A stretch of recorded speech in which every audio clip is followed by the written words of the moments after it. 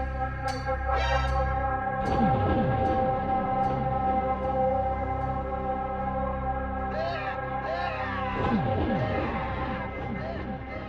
there, folks. Welcome back to another episode of Key to Freedom. Now, I know that we already saw the credits, I know that we already saw the ending, but listen, if you heard my rant at the end of episode 6, my monologue, then you know that this episode is about that.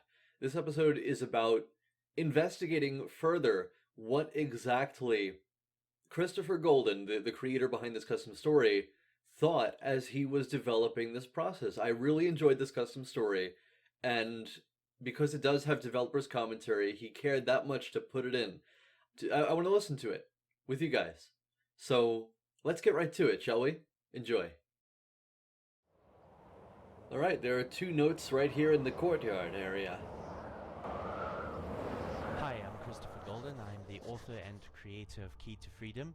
This commentary will give you further insight into the creation of this custom story, but if you have not played it beforehand, this commentary that you will be hearing may spoil the story quite a bit.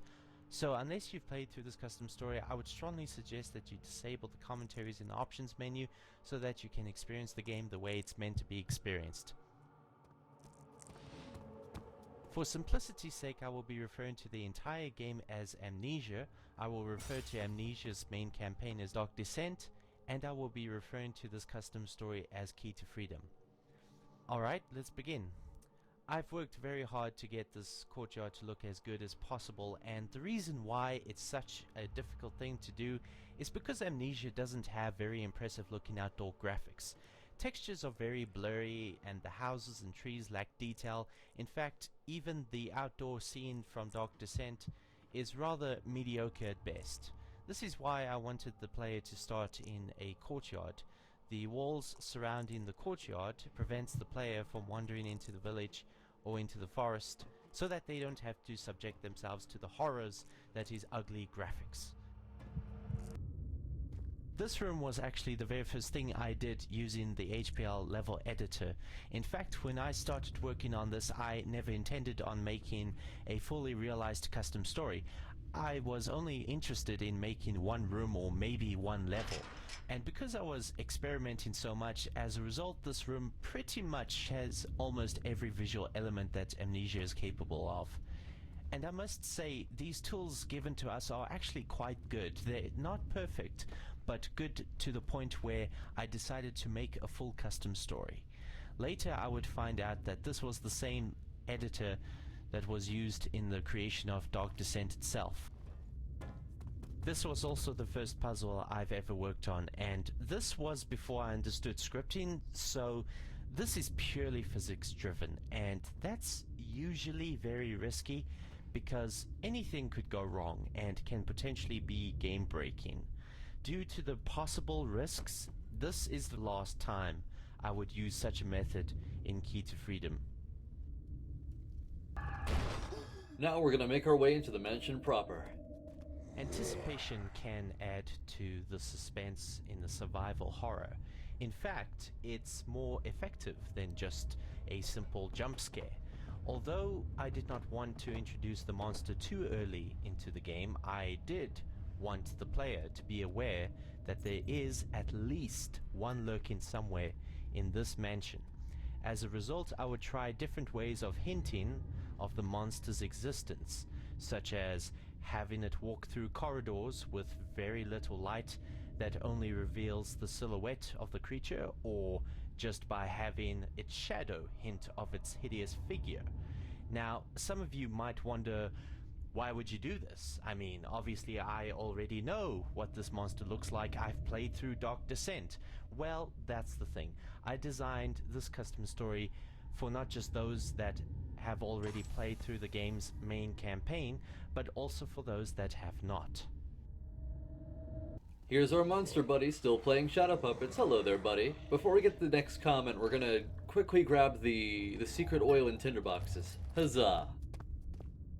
There are 3 methods of lighting the game: point lights, spotlights, and box lights.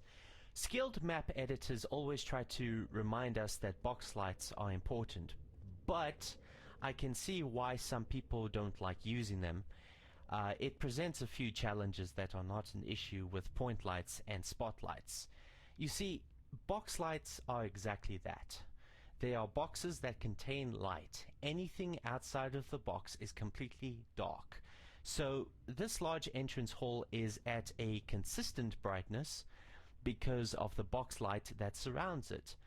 But if you go downstairs that leads to one of the basements, those areas are much darker. In short, the problem I was facing was that there needed to be a seamless transition from dark to light. And this spot right here is where the box light ends. But the box itself has no gradient capabilities. So this spot in particular has a lot of point lights and spotlights in order to disguise the transition from light to dark as the player moves in and out of the box light. I once played a PlayStation 1 game called Castlevania Symphony of the Night, and at the beginning of level 1 you walk through a long dark corridor. There is no music playing. In fact, the only thing you hear is the wind and thunder in the background, and the only thing to light your way are a few small candles. In that short portion of the level, Symphony of the Night created a very creepy atmosphere for a few seconds before the action began. Of course, there is no better game out there to recreate this effect than Amnesia. Wanting to have lightning was the first time I realized I needed to understand scripting. I then decided to take a look at Dark Descent's original script file for the first level to see how the guys at Frictional Games did the lightning in the game. But because it was too complex for me to comprehend, I decided to find my own way of doing it. I wasn't sure of how successful I would be since I was so inexperienced when it came to scripting in a custom story. However, I did lots of research in understanding the many functions that were available in Amnesia, and thanks to a reliable Amnesia community as well as a website that lists the many things that this game is capable of, I was able to craft a technique that would allow for the lightning to function the way I wanted it to. For me, this was a great accomplishment, considering it how new I was at this. Douglas Cooper, a friend of mine, played through this whole custom story, and I remember him getting stuck in this area. It just never occurred to him that he should look up, only to find that there is a trapdoor in the ceiling. Several people on the Frictional Games forum also played through the incomplete beta version of Key to Freedom, and some had also complained that they did not know where to go. So I added more light and some dust falling from the ceiling to draw the player's attention toward it. Now down into Lydia's room. This is Madame Lydia's room. Even after her brother and father died, she chose to remain in this room and not move to the main bedroom. I wanted it to look like the last person that used it was Lydia herself, right before she died. The mansion had to be abandoned very shortly after the Duchess's death, and I wanted this room to look like that's exactly what happened. I even filled the wardrobe with clothes, the drawers with books and scrolls, etc. The bedroom next door is a stark contrast to this one, since it was just a guest room. Before we leave this area, I'm just going to open that door real quick, and we're going to take a quick look at the painting. Check out how creepy this looks, my goodness. That they somehow made the freakiest painting in Amnesia even freakier. And, by the way, this does actually hurt standing here. As you can see, I am wounded now. So let's move on to the basement area. First, we gotta hang our rope up and take it down. And of course, there's a secret oil there, and also the secret loud out and up here, which we are going to grab. Before moving on to the next comment. Hi, I'm Daniel Holmes. I did the voice acting for Arthur Boucher and Douglas Atkins. Although Chris did the story, I was the one who wrote the script, except for the journal entries of Lydia and the Gravekeeper, which Chris did for the sake of adding a little variety to the writing style.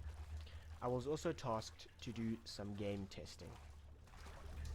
I thoroughly enjoyed doing the voice acting for the male characters in Key to Freedom.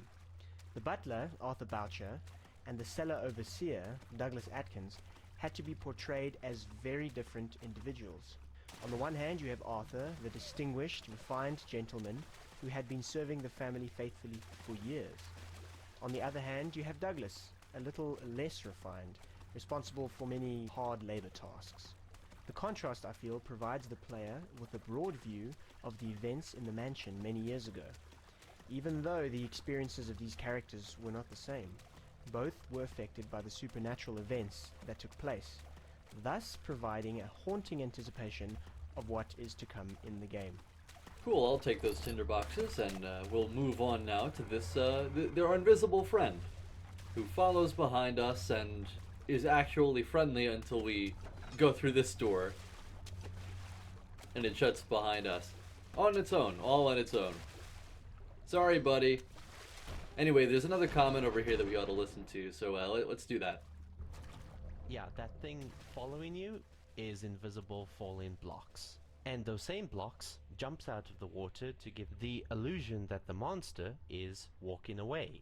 The reason why this door is shut behind the player, not just to keep the monster out, but also to keep the player in. It is there to help the player realize he or she doesn't need to explore the whole cellar in order to solve certain puzzles. So Daniel did a bit of testing, and he was trying to figure out this puzzle. Eventually he gave me the controls and said to me, "How does this puzzle work?" But I said to him, no, I need you to try and figure it out on your own so that I can get an idea of how well this puzzle works for other people. So I, controlling the game, asked him how he would solve this puzzle if he was in this situation in real life. So eventually he said, well, maybe try throwing that box on top of this broken balcony. And no, wait, that won't work. But then I said, let's try that. You know, experimentation is vital for puzzle solving. So I threw the box onto the balcony, and without that box, I can't even climb onto this balcony in the first place. So I have just encountered a game-breaking mechanic that was due to an oversight on my part. Testing is vital. No kidding, man. People break my maps all the time. I reached the point in the game where I realized I needed to create original puzzles. There was no easy way around it. Fortunately, Amnesia is capable of doing original puzzles. I was more confident with scripting after the success that was the lightning storm in the previous level, but I would start small, a simple puzzle. Eventually, as my skills improved, puzzles would become more complex. At this point, I was confident that I could produce new puzzles. I literally placed 4 levers, it was 4 at the time, and sat there thinking with Notepad opened in front of me. Yes, I used a Notepad. A few minutes passed, and then suddenly script functions started to pop into my head. I just started typing, and whenever another would pop into my head, I would start typing that. Then I tested the puzzle out, and it worked perfectly. This has never happened before, and unfortunately this will never happen again during the creation of this custom story. Of course, I tweaked it a bit and added more levers from the original 4 to 7, and there you go. Some people might think the boiler was an unoriginal puzzle, but I wouldn't even call it a puzzle to begin with. It's a no-brainer. Put coal into the furnace and turn it on, that's all. The boiler is only there for 2 reasons. The first is it forces the player to explore further down the basement and into the kitchen, because that's where the player will find some more coal. It is here the player is reminded that he or she is being stalked by the unseen being. We're also reminded of the roaming monster, that same monster the player saw earlier in the game. These encounters are there to add anticipation, hinting that the player will have to eventually face these monsters. The second reason for the boiler to exist: every machine needs a power source. When the boiler is operational, that is when the puzzle truly begins. You know, I can agree with that. It's a good policy in design. It's a good point. It's not so much a puzzle as it is a simple obstacle that the player must circumvent. And in doing so, we are reminded that we are being hunted by not one, but two monsters before we go up here, solve this quick puzzle, and then go get our faces eaten. Or flee from the monster before that can happen. So I had no idea how to script animation. In this case, I wanted the pistons to rapidly move up and down to give the player a unique and clear indication that he or she has succeeded in activating the generator. When it came to a single piston, I did this by placing 10 pistons in the same spot and have each of them positioned at a slightly different height. The game would then display one at a time whilst switching between each piston every 30th of a second. So in reality, when you look at the 3 pistons, the game engine is actually switching between 30 identical pistons to give the illusion of movement. Really, the fundamentals of animation. It's pretty cool how he got that to work. In his own way. There are various ways to get certain things to work, you know? Just like my Dark Shore Mythic scripting. It's very bare bones. Very, very bare bones. But through the use of many blocks that all function in tandem with one another, they create a whole that appears to be more complex than it actually is. It's all SQL, not C++ or anything. But anyway, let's head on to the foundation area. No, I did not steal this idea from the Lord of the Rings. I just thought it would be kinda cool to have a massive underground hall with columns as far as the eye can see. But this presents a few challenges. There are many instances where the entire map can be within the player's field of vision. Now, this sort of thing can be very demanding as far as computing performance is concerned, because there are no walls for objects to hide behind. The game would have to render almost every single thing in this level, thus resulting in poor performance. To counteract this issue, I had to try to simplify the level. Here's an example. All the columns in the distance that are in the unreachable dark areas of the map are just blocks that have been blown up to match the size of an actual column. Blocks only have a total of 12 polygons each, as opposed to a column's 232 polygons. I also tried to reduce the amount of light, because lighting effects are actually one of the biggest culprits in bad performance. In this case, this is actually a good thing, because it definitely adds to the creepiness of this map. I didn't want the player to accidentally pick up the blue shard without knowing what it was that had been picked up in the first place. So I rigged it in a way that would require the player to move the bucket out the way in order to reveal the shard. I had to script it in because it used to be possible to pick up the shard even if you could not see it. The vase on top of the tallest shelf is an example of how I would try to mix things up a bit. Instead of just having the player pick up a set of keys found on top of a desk or in a drawer.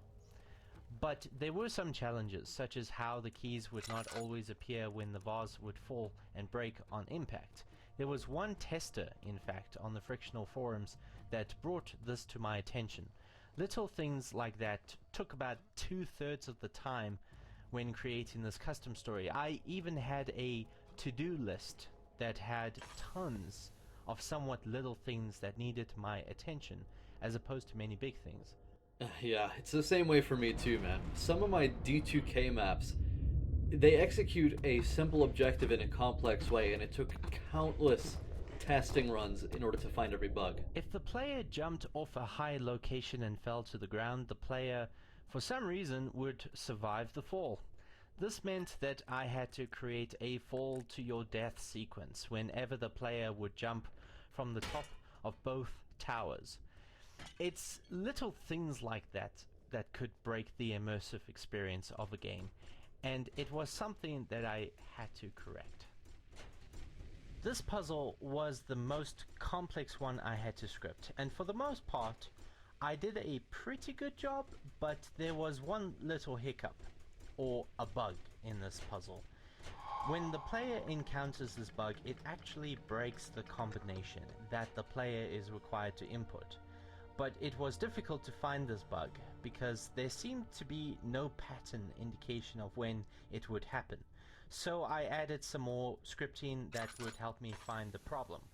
I did this by having the game display a number whenever I press a button. So when I pressed the right button, it would display the number 1, and then the next button would display number 2, and you get the picture. Occasionally I discovered that the number 12 would randomly be displayed out of sequence. This helped me narrow down the problem and was able to correct it. But it had taken me hours to fix, and after this experience I decided to just stick with things that are simple to script. I can't remember why I wanted to have a tower in the first place, but one concern I had was players would get bored on the way up, so I added 1 or 2 ghost encounters. The first encounter would require a bit of careful planning, because hopefully some of you may have noticed the appearing and disappearing of the ghost of Lord Gregory, but this effect only happens when the line of sight is broken because of the 2 columns that stand between the player and the ghost. That doesn't account for the line of sight behavior and amnesia being tricked by leaning to the right or left. A lot of people tend to keep a lot of junk in the attic, and since the tower is too high for any practical use, it acts as the Ashbury attic. Junk isn't limited to what that thing is, other than the fact that it is a discarded possession, whatever it may be. So in a way, anything can be considered junk, but I wasn't in the mood to decorate these 2 rooms with almost every object that Amnesia has to offer. So instead, I simply imported many objects from some of the levels in Dark Descent and just rearranged them. That saved me a lot of work. Fair game, man. I do not blame ya. So yeah, the crystal shards glow. It's there to help the player spot the shard more easily. In fact, in many cases, nobody would ever think to look inside a suit of armor. A spotlight was used so that even if the player did not use the chair to stand on when the helmet was removed from the suit, a beam of green light would appear and reveal the existence of the shard. The note by Boucher has to be picked up in order to open this here door, FYI. When the ghost of Lord Gregory finds the player disturbing his ashes, the ghost freaks out and starts chasing the player down the stairway. There is no real ghost chasing the player, but only large invisible boxes called script areas that slowly work their way down the stairway. These areas are the point of location where the sound effects of the ghost comes from. Also, whenever the player collides with one of these script areas, a death sequence then takes place. Yeah, that makes sense. And by the way, I did not notice this on my original run, but the lights do go out behind us while we're running down the stairs, which does give the impression that there is something in the darkness beyond our sight, pursuing us down the stairs. Now, of course, it is a good idea to keep the lights on if you're running downstairs, but as a ghost, they probably don't care because they're already dead. Anyway, there is another comment outside this here door that we leave, which refers to the door that we left. This door was an abandoned idea. It was actually going to lead to more living quarters, where the butlers and maidservants would have resided. In fact, it was going to be its own level. In the Key to Freedom map folder, there are 8 levels in total, listed as map 1, 2, 3, 4, 5, 7, 8, and 9. There is no level 6 because I planned on having this door lead to map 6. But because of how long it has taken me to finish this custom story, I chose to abandon this idea, and as a result, this door is only used for when the player exits the second tower through a completely different door. That's fair. I like how it turned out. This scene in the dining hall was without a doubt my most favorite in all the game. I'm sure it is quite obvious as to why. While I was testing this scene, all I wanted to do was just stay here, walk around, and enjoy the oasis of tranquility. Chris's inclusion of this scene was a reward for the player for having come so far in the game. I felt that I, of all people, deserved this reward the most. Also fair enough, I suppose. Because, my goodness, the scare in this area, the climax of this area, is probably the most terrifying part of this custom story. The chase scene with the ghost, and having the lantern torn from our hand. My goodness, it was so well executed, so good. We really needed a break, like that sunny vision. Originally, this corridor did not exist. The dining hall and the main hall were directly connected to each other. But for some reason this map became very laggy. I later realized that occlusion culling had a problem and was not working properly. For those that don't know, occlusion culling is a render technique that tells the computer what it should render and what it should not. For an example, if there is a wall standing between the player and a table, then the computer doesn't need to render that table, thus allowing for more performance leeway. Unfortunately, it seemed to not do its job properly, so I had to place this corridor in order to induce occlusion culling. The arch shape of this corridor is there to make sure that the player cannot see both halls simultaneously, thus allowing for occlusion culling to take effect. As you all know, good games, and even mods for that matter, require thorough testing. One of my tasks was to be a tester. In a way, I was the best tester for this mod, purely because I am not a fan of horror games. Now that may seem like a contradiction, so I will elaborate. The main developer, Chris, used me to get an indication of how well some of his scares, for example, would work on people. There were even times where Chris would tell me what was going to happen in a particular situation, but I would still freak out and then refuse to carry on testing. And with that, my wife Camilla would take the testing seat and carry on quite willingly. Yeah.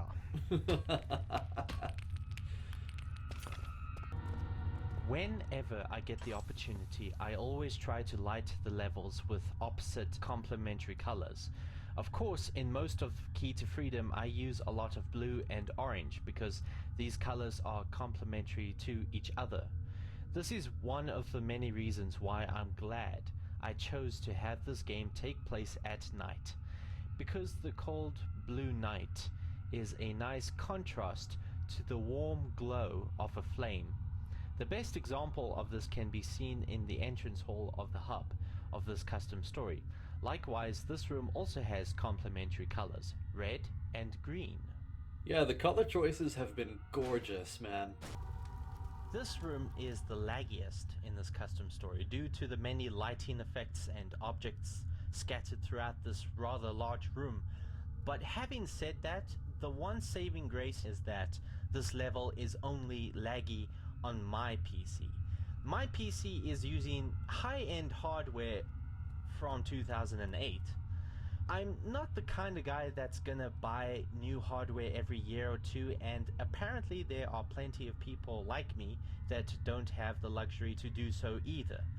You see, there have been cases of people making custom stories on rather powerful PCs, and as a result, anyone with a lesser machine would end up with a laggy, poor frame rate experience. This is why I tried so hard to make this custom story run smooth on my machine. Symmetrical book stacking, just like the Philadelphia Man's Turbulence of 1947. You're right, no human being would stack books like this. It is said you get the best experience if you wear headphones, and I just never understood that statement. Because this game has absolutely no support for headphone virtualization. Let me explain what I mean. When you play Amnesia and you hear something precisely to your left, that sound effect is only gonna play in your left headphone. But human ears don't work that way. If you were to stand next to an open door to your left and then covered your left ear with your hand and slammed the door shut with your foot, would you hear absolutely nothing? Of course not. You can still hear it through your right ear. Headphone virtualization is an audio technique that simulates real hearing. Now, this phonograph plays music, and I tried to create my own headphone virtualization by having two audio samples produce the needed effect. The first audio sample plays the music itself.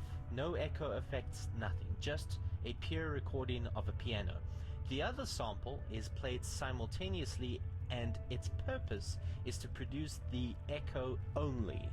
The first sample's spatial origin is the phonograph, so the sound always comes from the phonograph. Where in contrast, the second sample fills the room and can be heard from all directions. It's fairly effective, but again, this game doesn't support real headphone virtualization. An example of true virtualization can be heard in the MP3 file called Virtual Barbershop. It's easy to find. In fact, you can find it on YouTube. Granted, this is headphone virtualization done with real microphones, but it can be done digitally as well. I hope that in the future, survival horror games will have headphone virtualization as a standard feature. Yeah, that behavior should be audible in my videos of Amnesia too. Anyway, before we leave this area, let's take a closer look at this chase sequence. I've lit a whole bunch of torches out here. We can see that the lantern is stolen from us. And, of course, we cannot approach the ghost. Our character says, "No, I need to leave this place while I still can." Which is good, but you touch the door again, and my character is actually forced to turn around and look at the ghost once again. We still cannot approach him, and he still cannot kill us, but check this out. This is freaky. If you actually go towards him here... Oh, man. He has the power of the wind to blow us away. But the good news is, we get a respite, a reprieve from the horror, with a whole bunch of plates that we can smash, which may or may not actually be in the original dark room scene, because they do remain after the vision has passed. Anyway, let's move on to the cemetery area before we wrap this up. I love making games, but I'm currently working on a comic book because it's the only thing I can do in my current situation. There is no game studio in my home country of South Africa, to my knowledge, and foreign game studios won't hire me because I live so impractically far away, or I don't have enough experience in the field because I can't get any. I love working on map design or concept art or sound design or animation in general, not programming. I suck at programming, even though I have done it before, but I would love to work on an actual game. And this is the reason why I made this custom story. It's the closest thing I'll get to making my own game. So fear, believe it or not, was not my biggest priority when making Key to Freedom. It's most likely not even that scary for many people, but that's not why I worked on this custom story in the first place. I tried to implement unconventional methods of danger that the player would have to confront. Doing something with ghosts seemed more interesting than just always having to rely on the game's already available monsters. I just wanted to try something new and interesting with Amnesia. There was one thing I wanted to prove to people, and that is the quality of a custom story isn't always determined by what tools the creator uses. For an example, I used Notepad to script Key to Freedom. Of course, there are free programs like Notepad++ that makes things a little easier, but if your internet is down for some reason and you can't download it, I am pleased to report that Notepad doesn't place any limit on what you can do with Amnesia. To create custom graphics, I used GIMP 2. a free image editor, which is great for creating custom icons that support proper transparencies. You can also create custom textures if you download the required plugins. Because I'm an artist, I could have created custom images, but once again, to prove my point that the content for creating a good custom story is easy to accumulate, I just modified Amnesia's concept art and used them for the loading screens. And finally, there is free audio editor. It does pretty advanced audio manipulation, and it's great. But if you just want to convert WAV files to OGG files accurately, go to media.io. I've used media.io too. There have been several custom stories where the player can actually walk right up to a house, but unfortunately, because it lacks a lot of detail, it just looks bad. But in Frictional's defense, the player isn't supposed to be this close to a house, but in this case, the player needs to be. So using the normal model just would not do. I had to build a house from the ground up because it needed the detail. Also, you could actually now walk into the house, which was something you couldn't do with the original model. Well, you can't go inside unless you load into a different area, like we saw in Emma's Nightmare. This nameless character you play as is probably in his late teens. I'm not sure how many people have noticed this, but he doesn't lose any sanity when standing in darkness, like before. But he also doesn't gasp or pant as much as he used to as well, because unlike Daniel, whom you play in Dark Descent, this character becomes a little braver as time goes on. Of course, this doesn't mean he is immune to any form of sanity drain. No, it will drain when the player encounters the monster inside the mansion. And also, the longer you keep hearing the whispers of the ghosts that dwell here in the cemetery. Right, the very rude ghosts, the very rambunctious poltergeists who insist on draining our sanity until we flop on the ground right into a grave and join them. And let's take a closer look at that body that we kind of missed. We were forced to turn around here, but if we lean to the left here, we can see there was this here body in the coffin. And now we can take this here red shard and make our way out like we did before. With the angry ghosts, the rude ghosts, knocking all around us, but they're not gonna scare us this time, and they're not gonna bother us. See, we run out and they close the door behind us, and we know that there's no chase, so we'll just go back to this continuously creepy fountain and the dark room past it, or soon to be dark room, where we think something is going to happen, but actually nothing does. I do love how it gets completely silent here. It does ramp up the tension incredibly well. How all the ambience just stops. But then we see the lantern, we see Lydia's light through the door there, and all's well, it turns out. We've got a couple more comments to hear before we're totally done here, so let's go down the elevator, let's put the shards in, and we'll hear the second to last one in the hallway leading to Lydia's secret room. I'm more of a classic gamer type of guy, and I don't mean retro gaming, no. I'm a fan of the more timeless, high-quality type of games. You know, instant classics like Super Smash Bros. Melee, Portal 2, Worms Armageddon, Sonic CD, Braid, etc. From this list of games, one would think I'm not into survival horror. Well, I used to think that as well, but after playing the demo of Amnesia: The Dark Descent, it was then I realized that all these over-the-top, gory, action-oriented zombie shooters that claim to be survival horror really are not. At least not true horror, the kind that induces real fear into the player. Even though generally I'm more of a light-hearted, fun type of guy, that doesn't necessarily mean I don't enjoy variety. And Amnesia filled that void that variety was missing. And I want to continue that experience, and my way of doing this is by contributing, by creating Key to Freedom. I hope you enjoyed this custom story, and I hope you enjoyed this commentary. Thank you for listening, and take care. Well, I certainly did, and I hope you all did too. But before we call it quits for today, we've got one more comment to hear. Hello there, friend. We're just gonna slip by you, go up to the entrance hall. I hope you don't mind. Thank you. Bye. And other than that, there is actually a second ending, which we get if we die to the ghost of Gregory before we get the chance to slip out the back door. So, you know, we just inspect that door, it's locked, and do you want to know what this gorgeous sight really is?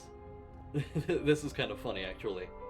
Near the end of this custom story, the player finally gets to see the ghost of Madame Lydia.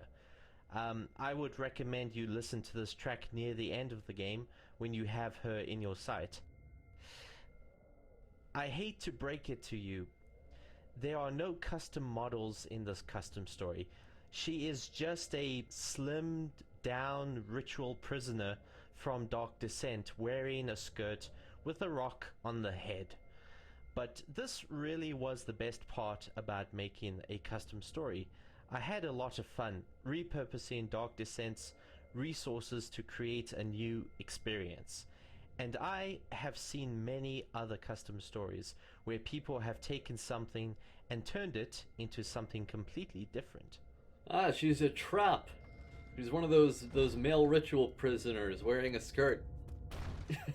Okay, so we've gone past that there door, and here's the ghost. He does pull us towards him. When we get close enough, we fall to the ground on our side, and we get sucked to the end of the hallway, and that's that. We never get to go outside. We never get to read Lydia's note to us, and I assume the key is taken by Gregory, and who knows what happens to it then. But anyway, I want to thank you guys so much for joining me on tonight's bonus episode of Key to Freedom. I found it fascinating, the developer's commentary, and I hope you did too. And of course, I want to thank you too, Mr. Golden, for leaving all this commentary for us to find. This has been an experience, and this is one of the reasons that Amnesia is so great. You and your custom story is part of the reason that this game is a classic. There are countless custom stories out there. There are so many stories to go through, and Amnesia is the medium through which people tell their custom stories. I hope you guys can keep this experience in mind, this analysis, for any future custom stories that we go through. And, well, I've already said all that I would say since the end of episode 6, so make sure that you go back and view episodes 1 through 6 for the full original experience if you haven't done that already for some reason. And with that, we'll call it right here. I want to thank you guys so much for watching. Make sure you leave a rating, drop a comment, share this video too, subscribe if you haven't already, and hit that bell for notifications so you never miss another upload. Check the description for more links and skip list, and as always, I will see you in the next one. Bye bye!